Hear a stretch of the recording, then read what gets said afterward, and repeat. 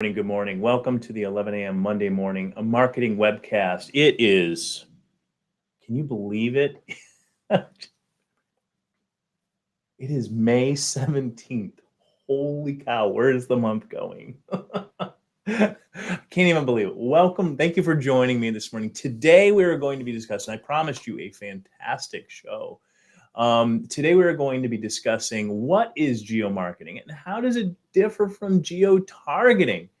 And goodness, how can I apply them in my business, right? But before we get into that, I have two things for you, two very, very important things. First of all, next week's topic is one you're not going to want to miss, especially if you're a B2B company, manufacturing brand marketing, developing a more formal strategy to beat the competition and close more business. Does that sound awesome or what? I should probably check my audio levels and make sure we're good.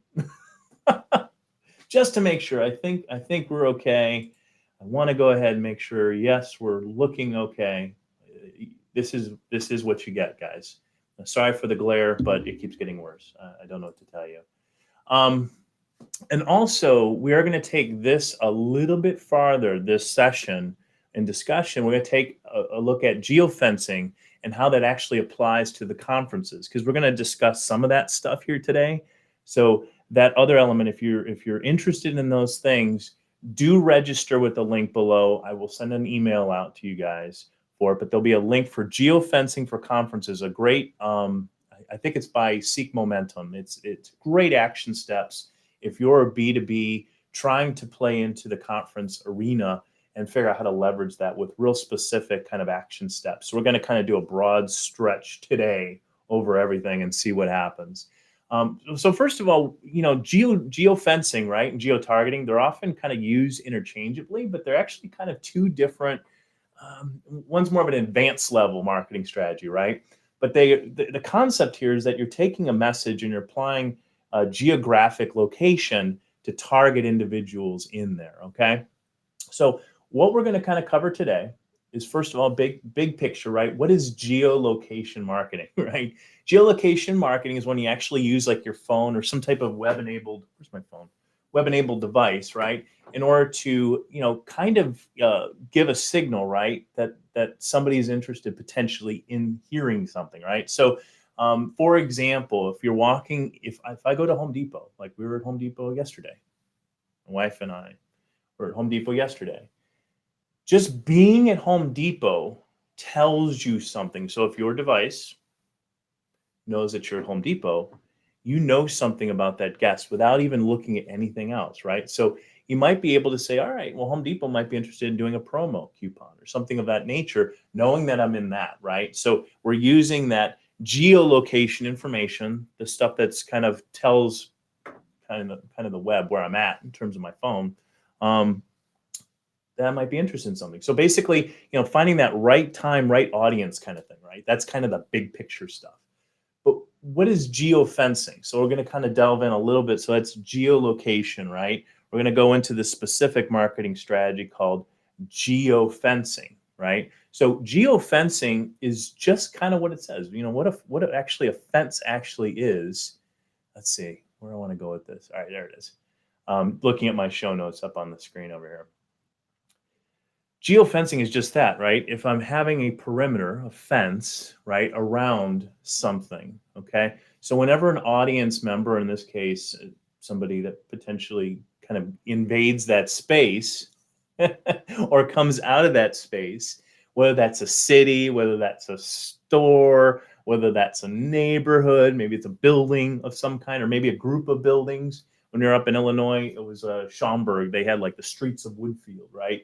So I could target that specific area if people are walking along the road, right? So that's kind of the concept of geofencing. A company like Uber might actually go use this, right? So around an airport, or if there's sporting events going on, right? That's a B2C example, business to consumer example. PEO company, right? One that does like HR kind of services. They might looking at certain business centers, right? So if there's people walking in and out of that specific area, they may want to target that group of people based on the affinity of location, right? So it kind of makes some sense. Or even if like that PEO company were to actually go ahead and be present at a convention, let's say that we had a convention in Las Vegas, for example, at the Las Vegas Convention Center, you may want to go ahead and put, kind of a geofence kind of situation around that location, and then you can market right towards that group. Now, what is geo-targeting? So that's geofencing, right? You got this location, right? So let's take the Las Vegas, conference center, for example. Right? I know that there's a certain period of time, and I know, that certain affinity group is going to be there, right? Let's say it's I don't know, printing, printing expo or something of that nature, right? So I have this like group of people who are going to show up in a specific space. Now you can take that geofencing concept and go even deeper with it, right? You can go ahead and actually target specific individuals or companies that kind of fit that profile. So not only using the geofencing, but then you're also using, whether it's demographic data, location data, we're talking interests, right? The mobile phones, wow, I mean, they're just constantly piping information to Facebook and Google and things like that. So you can really leverage that information and target individuals using geo-targeting. So I hope that kind of makes sense to you. It's a little bit, it's geofencing like plus, right? Much more extreme example, much more beneficial in terms of you're targeting not only an affinity group of people, but you're also then going down even deeper. Now, what that's going to do for you, if you go to the geo-targeting level, is going to reduce the number of people that you can, that you're actually trying to reach. However, they're going to have a much higher conversion rate if you've done your homework. And so we're talking about like marketing personas, right? Knowing who your guest is, knowing which products or services really rock in her world, knowing what those apprehensions are. You have already developed content maybe on your website that speaks to that audience group, right? So there's a lot of things that you can actually go ahead and do with that.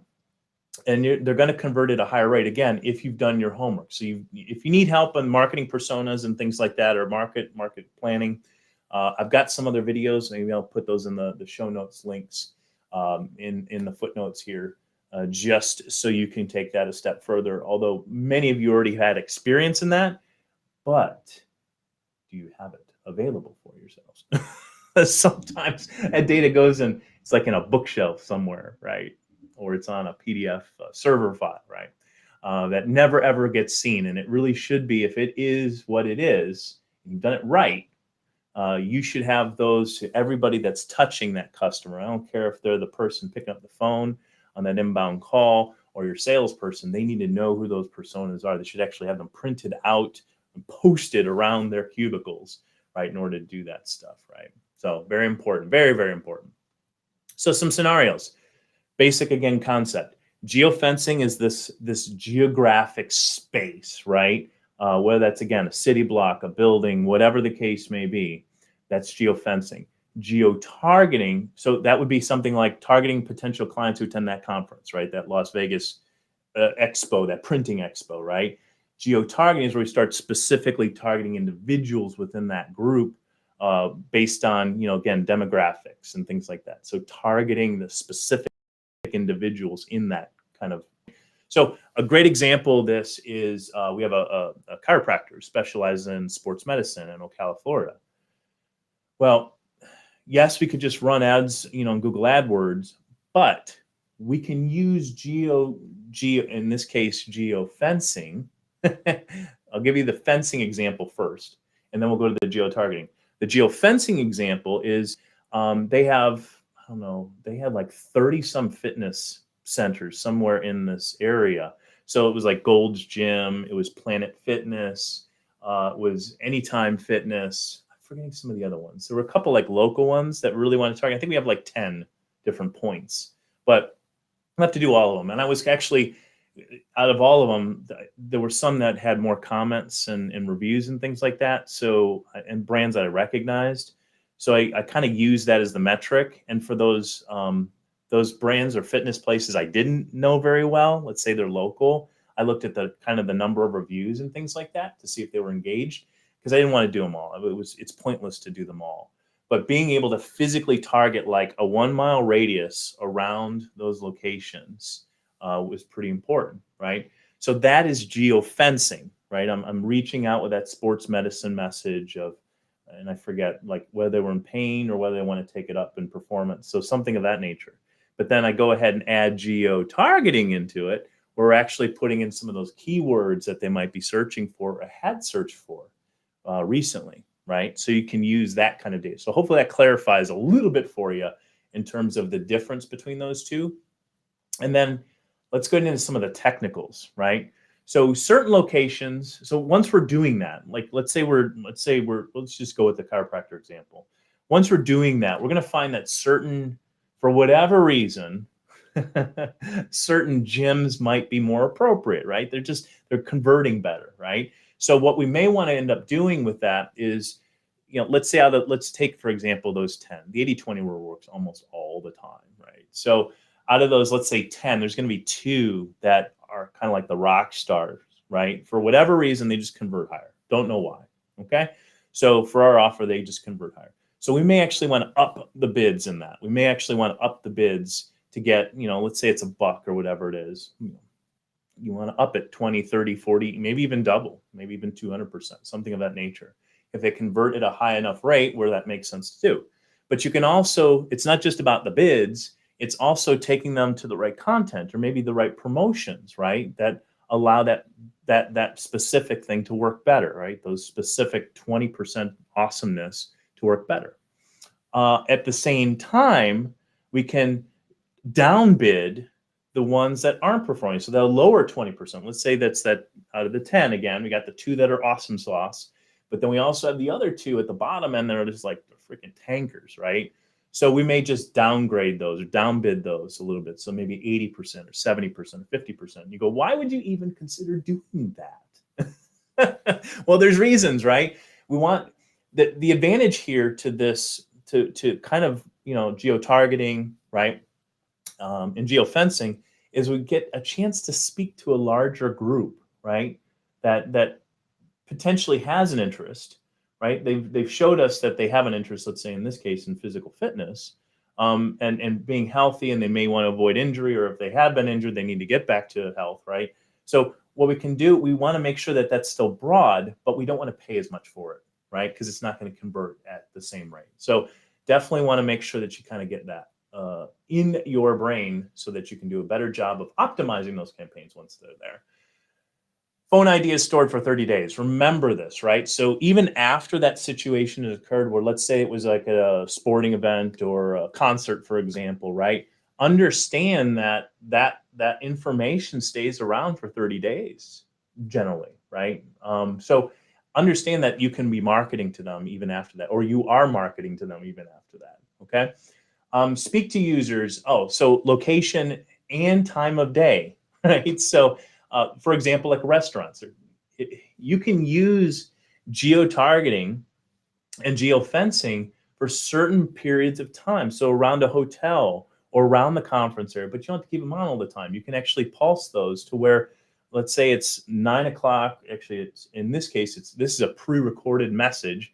It's 9 a.m. You need to think about, okay, well, if they're going to be at a specific location at a certain time, we're going to be running our ads, either geofenced ads or geo-targeted ads at certain periods of time. So you can be very strategic in terms of what and how you market to people. So if I know a conference is coming in that's focused on X, as type of product or service, I can go ahead and do something with that, right? Does that make sense?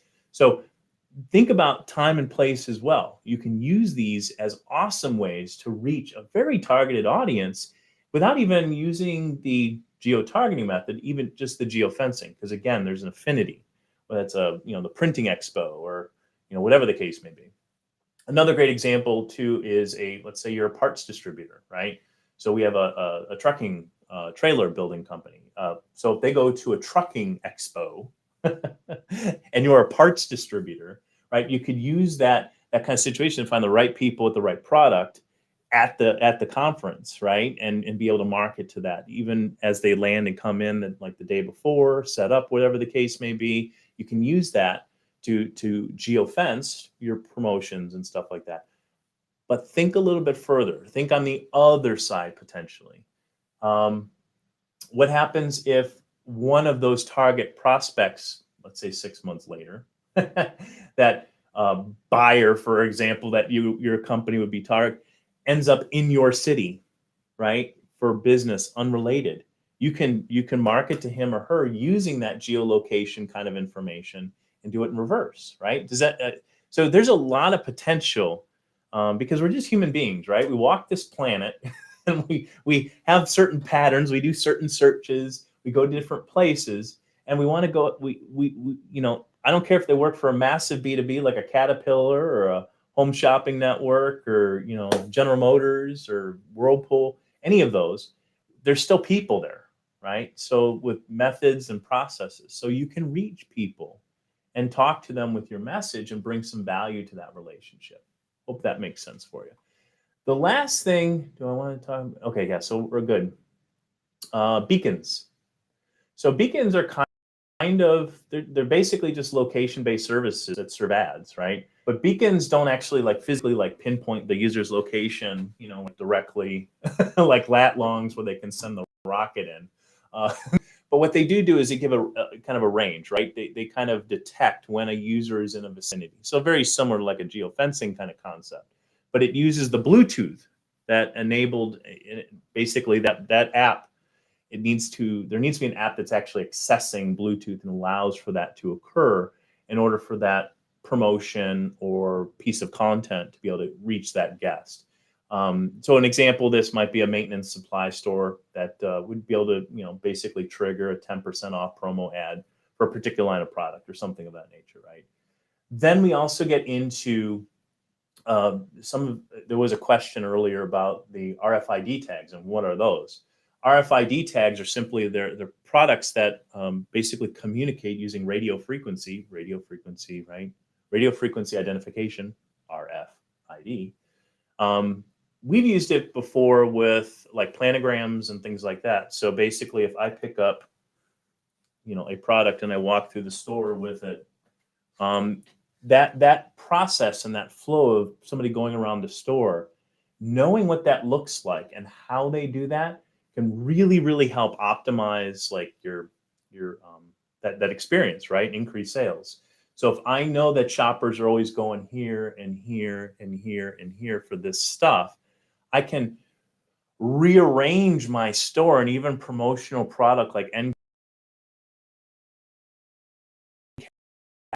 caps and things like that in order to provide the grade, right, and be able to get them to buy.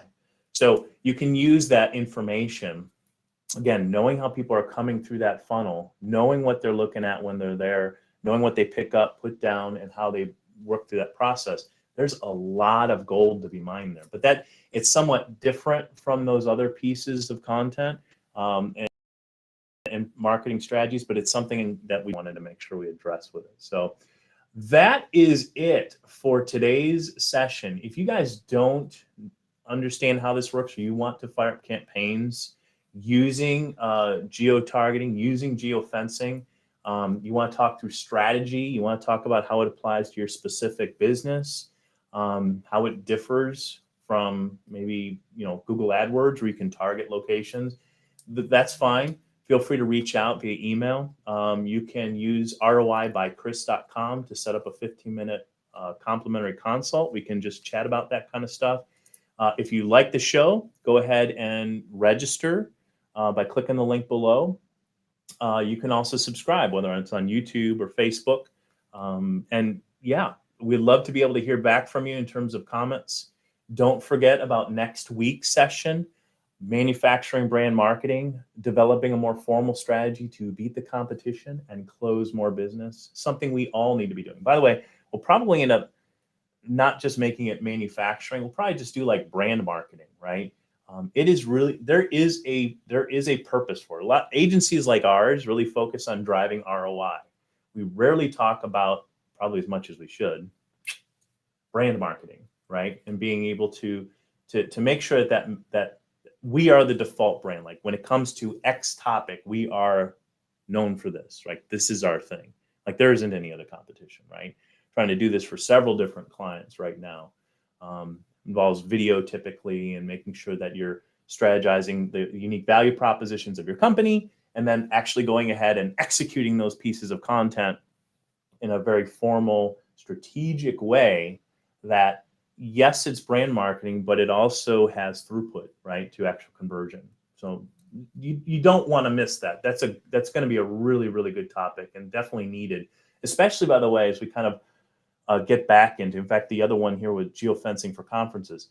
As a country recovers from this COVID stuff, it is going to be really helpful to be able to think about our businesses differently than what we did before, right? So taking advantage of this opportunity, 2 great resources here for us.